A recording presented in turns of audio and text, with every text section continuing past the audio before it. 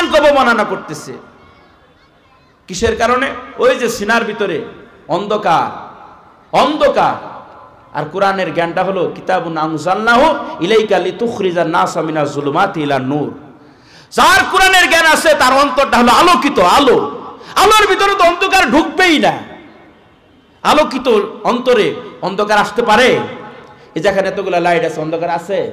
কারণ অন্ধকার চলে গেছে লাইটের কারণে। ঠিক অনুরূপভাবে যার সিনার ভিতরে কোরআনের জ্ঞান আছে, ওর ভিতরে তো সুদ, ঘুষ, হারাম, অন্যায় থাকতেই পারে না। এমনি সে সংশোধন হয়ে যাবে। আলো থাকলে অন্ধকার স্থান পাবে কেমনি? সুযোগ নাই। এই জন্য বাবা, আল্লাহর দেওয়া আমানত, আল্লাহর দেওয়া সন্তানগুলো আমানত, খেয়ানত করেন না। সন্তানগুলাকে ভালো কাজে দেন, সন্তানগুলাকে নামাজি বানান। একদিনও তো বললেন না যে সন্তানগুলা একদিন বলে, এই বাবা চল ফজরের নামাজটা তোরে পড়াই। বয়স হয়ে গেছে 40, কই এখনো নামাজের বয়সই হয় নাই। আল্লাহই ভালো জানে নামাজের বয়স আর সন্তানের কতদিন পরে হবে। রাসূল বলছেন 10 বছর বয়স থেকে নামাজ যদি না পড়ে প্রহার করার জন্য। 40 বছর বয়স হয়ে গেছে, বাবা বলতেছে এখনো তোর নামাজের বয়সই হয় নাই। 30 বছর বয়স হয়ে এখনো রোজার বয়স হয় নাই।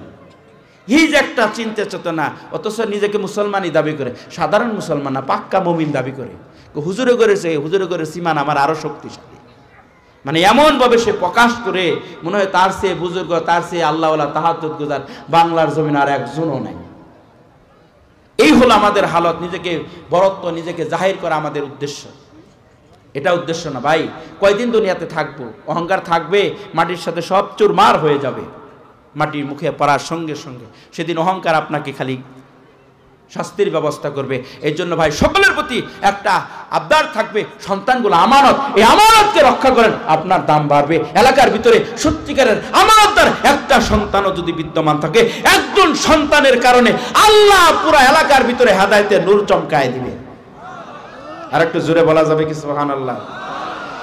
গেটের সামনে অনেক মানুষ আছে, সকলের প্রতি আমার একটা ভাই আহ্বান, এই সাইডে অনেক পর্যাপ্ত পরিমাণে জায়গা আছে, জায়গাগুলো বসলে আল্লাহ খুশি হবে।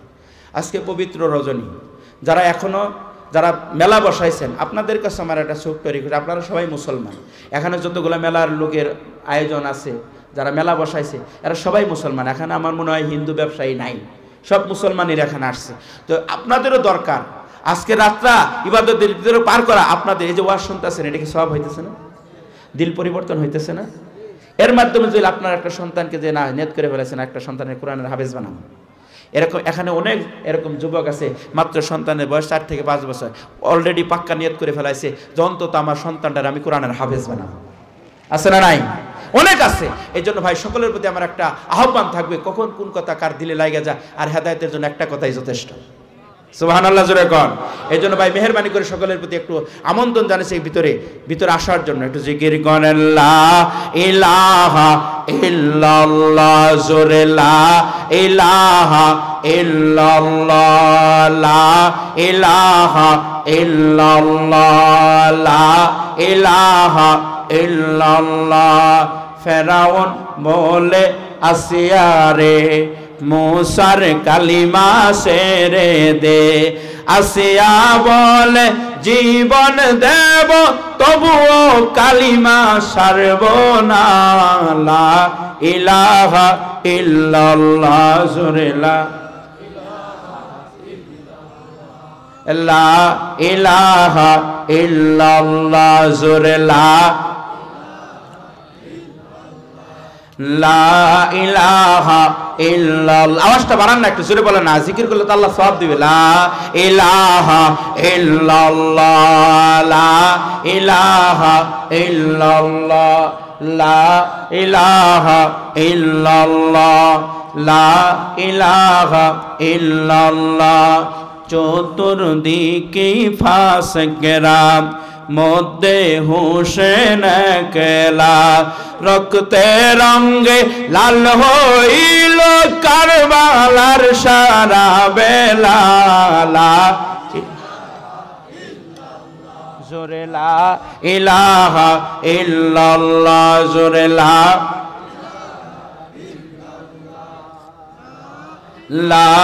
ইলাহা ইল্লাল্লাহ,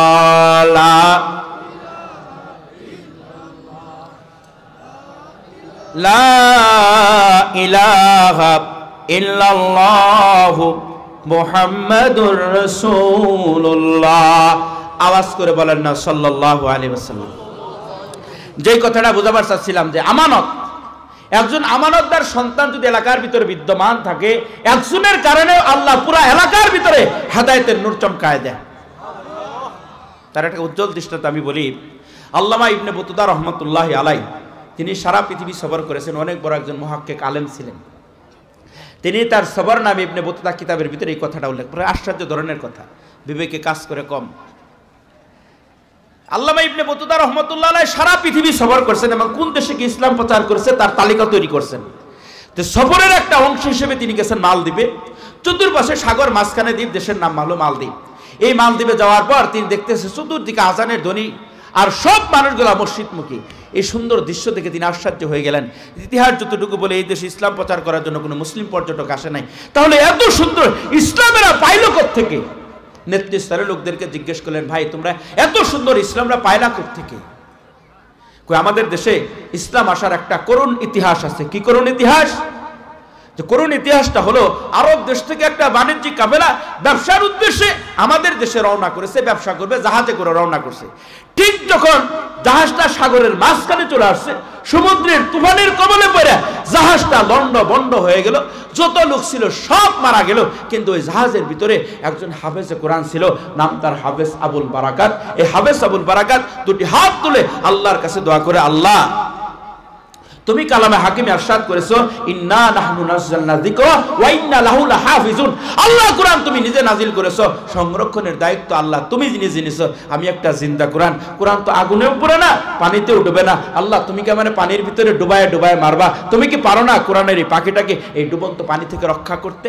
এইভাবে দোয়া করতেছে আল্লাহ পাক এই সত্যিকারের নায়েবে রাসূল তো আমানতদার সন্তান, তার দোয়াকে কবুল করে গায়বী ভাবে তার সামনে একটা তক্তা হাজির করে দিয়েছে। কাদেরে কুদরত দারি, কাদেরে কুদরত দারি, হরজ খাহিয়া কুনি, মুর্দারা তো জানে বখশি, জিন্দারা বেজা কুনি, মুর্দারা তো জানে বখশি, জিন্দারা বেজা কুনি। ইন্নাল্লাহ আলা কুল্লি শাইইন কাদির। আল্লাহর জন্য এটা খুব একটা কঠিন না। তক্তার উপর আরোহণ করলেন, ঢেউে ঢেউে কিনারা পর্যন্ত পৌঁছে গেছে।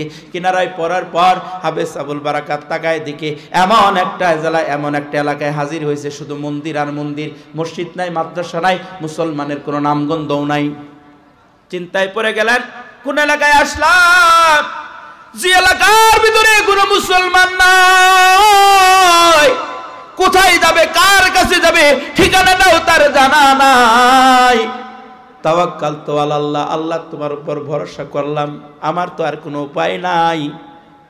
পথ ধরতেছে আর চিন্তা করে আল্লাহ যার করে আশ্রয় মনে হয় ও বিধর্মী, কারণ ধার্মিক লোক তো এখানে মুসলমান তো নাই। যার করে আশ্রয় দিলে দয়ার মায়া দিয়ে যেন আশ্রয় পাই, এই চিন্তা করে ভিতরে রওনা করেছে। কিছু দূর যাওয়ার পর একটা ঘর পাইছে, ঘরের ভিতরে ঢুকছে। ঢুকার পর দেখতেছে একটা বয়স্ক মহিলা আর একটা কুমারী কন্যা। ডাক দে বলে, মাগো, নাম আমার হাফেজ আবুল বারাকাত, আমার বাড়ি মদিনায়, আপনজন যারা ছিল সব সাগরের ভিতরে জাহাজে ডুবে মারা গেছে। এই দেশের ভিতরে আপন বলতে আমার কেউ নাই, কার কাছে যাব ঠিকানাটা আমার জানা নাই। আই মা, তোমার যদি একটা সন্তান থাকতো তাহলে তুমি কি তোমার সন্তানটাকে ঘর থেকে বাহির করে দিতে পারতে? তুমি কি পারো না? তোমার এই সন্তানটাকে নিজের সন্তান না হলেও সন্তান মনে করে তোমার ঘরে একটু আশ্রয় দাও। মহিলাটার দিলের ভিতরে বড় মায়া লাগলো। আশ্রয় দিতে পারি, কিন্তু ভেজাল তো এক জায়গায়। তুমি যে মুসলমান, তুমি যে হাফেজে কোরআন, এই অপরাধে আমি যদি তোমার আশ্রয় দিই, এই অপরাধের কারণে আমার গর্দান চলে যাবে। কারণ আমরা এমন একটা দেশে বসবাস করি, আমরা সবাই মূর্তির পূজা করি। তোমার আশ্রয় দিতে পারি, তবে শর্ত হলো তুমি যে মুসলমান এটা তথ্য গোপন রাখবা। ঠিক আছে, গোপন রাখবো। তবে মাগো, তোমরা যে মেলার ভিতরে সবাই মিলে মূর্তির কাছে মাথাটা নত করো, ওই জায়গায় উপস্থিত হইলেও আমি কিন্তু মূর্তির কাছে আমার মাথাটা নত করব না। আওয়াজ করে বলা যাবে কি আল্লাহু আকবার? সত্যিকারের যারা মুমিন হয় তারা মৃত্যুর মুখে মুখে দাঁড়িয়েও আল্লাহু আকবার বলতেই থাকে। কথা বলেন ঠিক না বেঠিক? তখন ওই ঠিক আছে, তুমি ওইভাবে সাবধানতা অবলম্বন করবা। হাফেজ আবুল বারাকাত বলে, তাহলে তোমার সংসারটা চলে কেমনি? আমার স্বামী নাই, মারা গেছে, একটা মাত্র কন্যা সন্তান, এছাড়া আর কেউ নাই। এই জন্য মেয়েরে পাঠাই না, আমি জঙ্গলে জঙ্গলে যাই, কাঠ সংগ্রহ করে বাজারে নেই, কোনোদিন চুলায় আগুন জ্বলে, কোনোদিন জ্বলে না, এইভাবে আমার দিন চলে, খুব কষ্টে দিন চলে। কই তোমার আর কষ্ট করা লাগবে না, এখন থেকে আমি জঙ্গলে জঙ্গলে কাঠ কেটে কেটে বিক্রি করে সংসার চালাবো। সংসারের দায়িত্ব নিলেন, সংসার সুন্দর ভালো চলতেছিল। কয়েকটা মাস এইভাবে সংসার চালাইতেছে। 7-8টা মাস পার হওয়ার পর একদিন হাফেজ আবুল বারাকাত ঘরে ঢুকছে, ঢোকার পর দেখতেছে মাটা কান্দে, মেয়েটা কান্দে, প্রতিবেশী সবাই চোখ দিয়ে ওজরে পানি পড়তেছে। এই করুণ দৃশ্য থেকে হাফেজ আবুল বারাকাত, যদিও বাবা মানা, কিন্তু তারপর একটা ঘরে দীর্ঘদিন ধরে থাকার কারণে তাদের এই করুণ পরিবেশ দেখে হাফেজ আবুল বারাকাতের চোখ বেয়ে বেয়ে পানি পড়তেছে। ডাক দিয়ে বলে, মাগো তুমি কেন কান্দো? কেনই বা তোমার মেয়েটা কান্দে, আর এত প্রতিবেশী কেন, তারা কেন কান্দে? বিধবা মহিলাটা ডাক দিয়ে বলে, বাবা আজকে আমার বড় করুণ দিন, এই যে আমার একমাত্র কন্যাটা দেখতেছ, ও সারা আমার পৃথিবীর ভিতরে আপন বলতে কেউ নাই। আজকে আমার মেয়েটা মারা যাবে। কেন? কি হয়েছে? সে কি অসুস্থ না সুস্থ? কোনো অপরাধ করেছে না অপরাধ করে নাই, তাহলে কেন মারাটা যাবে? আমাদের দেশের একটা আজব নীতি আছে। কি নীতি? যে সাগরে তোমাদের জাহাজটা ডুবে গেছে, ওই সাগরের ভিতরে একটা খারাপ দিন বসবাস করে, ওই জিন মানুষদেরকে মেরে ফেলে। আল্লাহর নবী যখন মদিনায় হিজরত করছেন, ওই মদিনার পাশে একটা কুয়ার ভিতরে খারাপ জিন ছিল, তারা মানুষদেরকে মারত। 2-3 জন সাহাবীকেও শহীদ করেছে। শেষ পর্যন্ত আলী রাদিয়াল্লাহু তাআলার নেতৃত্বে ওরা সমাধান হয়েছে। এরকম একটা খারাপ জিন, ওই জিন মানুষদেরকে মেরে ফেলে। জেলেরা মাছ মারতে গেলে নৌকা ডুবায় মানুষ মারে, সাগরের পারে মানুষ গেলে মানুষ মেরে ফেলে। এই কারণে খারাপ জিনের সাথে চুক্তি হয়েছে, প্রতি বছর অমাবস্যা রাত্রে একটা করে কুমারী কন্যা মন্দিরের ভিতরে দেওয়া হবে। ওই মেয়েটার সাথে যা ইচ্ছে তা করে মেয়েটাকে মেরে ফেলে চলে যাবে। তবে সিস্টেমটা হলো, এই দেশের ভিতরে যতগুলা কুমারী কন্যা আছে তাদের নামের তালিকা করা হয়, লটারি করা হয়। লটারির ভিতরে যার নামটা চলে আসে তাকেই মন্দিরে দেওয়া লাগে। এই বছর লটারি হয়েছে, লটারির ভিতরে আমার মেয়ের নামটা চলে আসছে। বাবা রে, পৃথিবীর কেউ নাই আমার মেয়ের প্রাণটা রক্ষা করবে। হাফেজ আবুল বারাকাত ডাক দিয়ে বলে, আয় মা, এটা কি কোনো দেশের নিয়ম নীতি আদর্শ হতে পারে? না না, তোমাদের এই নীতি আদর্শ আমি মানি না, এটা নীতি আমি পছন্দই করি না। তুমি পছন্দ করো বা না করো, মানো বা না মানো, কোনো লাভ নেই। আমার মেয়ের তো প্রাণ রক্ষার কোনো উপায় না। হাফেজ আবুল বারাকাত টেনশনের ভিতরে পড়ে যা। সত্যিকারের নাইবে রাসূল যারা হয় তারা মানুষের কল্যাণের কাজে ব্যবহার হয়। ও মুমিন, দুনিয়ার জিন্দেগির ভিতরে আলেমকে তুমি মূল্যায়ন করো বা না করো, আলেমের শান শৌকত মান আল্লাহর কাছে অনেক বেশি। কিয়ামতের ময়দানে আল্লাহ তাআলা স্পেশাল ভাবে আলেমদেরকে বলবেন, সংবর্ধনা দিয়ে বলবেন, তোমরা সোজা জান্নাতে চলে যাও। আর একটু জোরে বলেন না সুবহানাল্লাহ। সংবর্ধনা তো পায় না, এবার তাদেরকে সংবর্ধনা দেওয়া হবে। সারি সারি থাকবে, জান্নাতীয় থাকবে, জাহান্নামীয় থাকবে। হঠাৎ করে যে আমার আগে যে অনেক বড় একজন আলেম বয়ান করে গেলেন, এরকম একজন বুজুর্গের হাত ধরে বসবে, হুজুর ভালো করে দেখেন না, আমি আপনারে বড় মহব্বত করতাম, ভালোবাসতাম, কিন্তু গুনাহের কারণে আমি আজকে জাহান্নামী হয়ে গেছি। আপনি তো আল্লাহর খাস বান্দা। হাদিসের ভিতরে আসছে, ইন্না লিল্লাহি আহলিনা মিনান নাস ক্বালু মান হুম ইয়া রাসূলুল্লাহ ক্বালা আহলুল কুরআনি হুম আহলুল্লাহ ওয়া খাসাতুহু। নিশ্চয়ই আল্লাহর পরিবার আছে। সাহাবায়ে কেরাম আশ্চর্য হয়ে গেলেন, ইয়া রাসূলুল্লাহ কি বলতেছেন? আল্লাহর আবার পরিবার কেমনে হয়? আল্লাহর নবী ডাক দিয়ে বলেন, আল্লাহর নবী ডাক দিয়ে বললেন, ও সাহাবীরা শুনো, যাদের সিনার ভিতরে কোরআনের জ্ঞান আছে তারা হলো আল্লাহর পরিবার। শুধু আল্লাহর পরিবার না, তারা খাস বান্দা।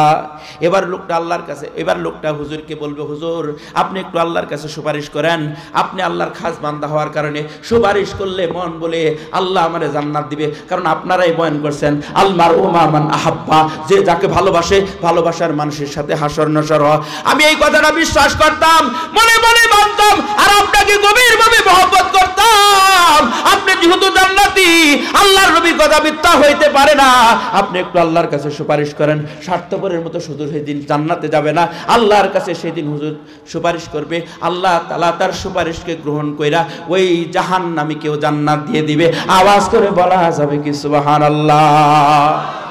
এই জন্য হাদিসের ভিতরে আসছে, তুমি আলেম হও, আলেমের ছাত্র হও, হইতে পারলা না মহব্বতকারী হও, তাও পারলো না সাহায্যকারী হোক। খবরদার পঞ্চমটা তুমি হয় না, অর্থাৎ আলেমের শত্রু হয় না, আলেমের মাদ্রাসারও শত্রু হয় না। যদি শত্রু হও, ধ্বংস তোমার অনিবার্য। দুনিয়াতে তুমি হবা বেইজ্জতি, আর পরকালে তুমি হবা বঞ্চিত। কথা বলেন ঠিক না বেঠিক? আমরা কিছুদিন আগে তো দেখছি আলেমদেরকে যারা বেইজ্জতি করছে, আজকে তারা দুনিয়াতেই কই আছে আল্লাহ ভালো জানে, বাংলাদেশে আছে না বাহিরে আছে। এরকম একটা সময় আসবে তার আখেরাতেও বঞ্চিত হবে। কথা বলেন ঠিক না বেঠিক? এই জন্য হাদিসের ভিতর আসছে যে তোমরা আলেমকে মূল্যায়ন করো। আবু হুরায়রা থেকে এক রিওয়ায়াত আসছে, কেউ যদি মহব্বতের সাথে, ভালোবাসার সাথে কোনো আলেমকে কাছে ডাইকে মহব্বতের সাথে দস্তরখানার ভিতরে খানা খাওয়া, আল্লাহর নবী বলছেন সে যেন স্বয়ং আমি নবীকে খানা খাওয়াইল। আর একটু জোরে বলা যাবে কি সুবহানাল্লাহ? তাদের দাম শান মান আল্লাহর কাছে এত বেশি।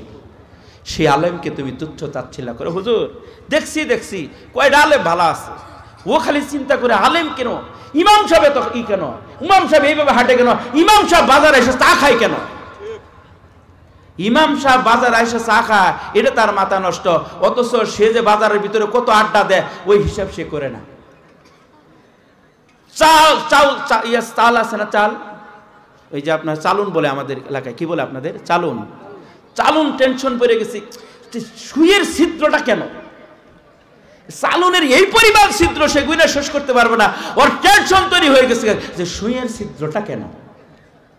নিজের খবর রাখে না, নিজের ছিদ্র যে শত শত ছিদ্র হলে ইমাম সাহেবের ছিদ্র কেন, ইমাম সাহেব কেন বসে বসে এই হোটেলের ভিতরে চা খাবে। ইমাম সাহেবের এক বন্ধু আসছে মেহমানদারি করার জন্য, নিয়ে গেছে চা খাওয়ার জন্য, এই সুযোগে দেখেন ওই যে হুজুর আসছে, দেখছেন কি পরিমাণ তাদের মনের ভিতরে হিংসা।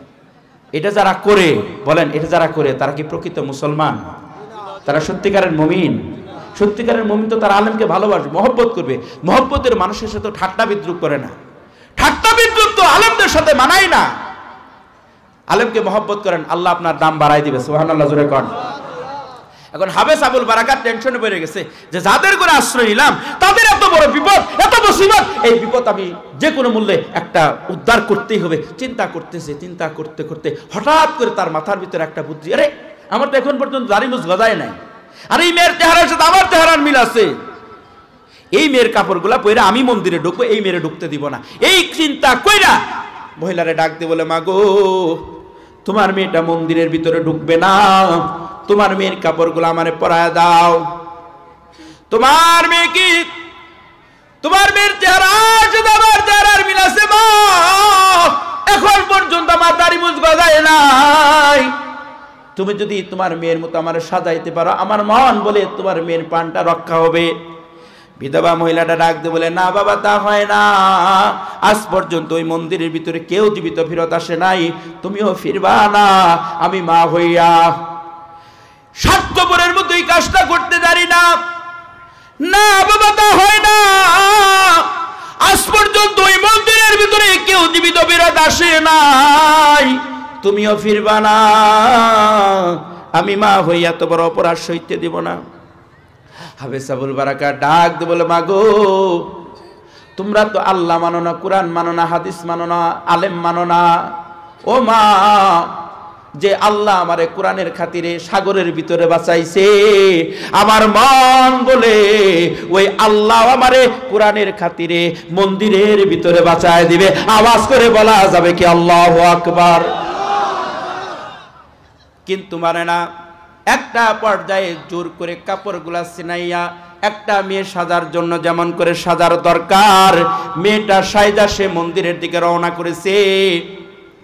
কিন্তু মন্দিরে ঢোকার পূর্বে আর একটা চেকপোস্টের ব্যবস্থা আছে, ওই জায়গা চেক করা হবে ও পুরুষ না মহিলা, অথবা স্বচ্ছতার জন্য এমনও হতে পারে 2 নম্বরীয় তো হতে পারে, ধনীর মেয়ে পড়ছে, গরিবের মেয়ে একটা কিনে মন্দিরে ঢুকাই দিছে।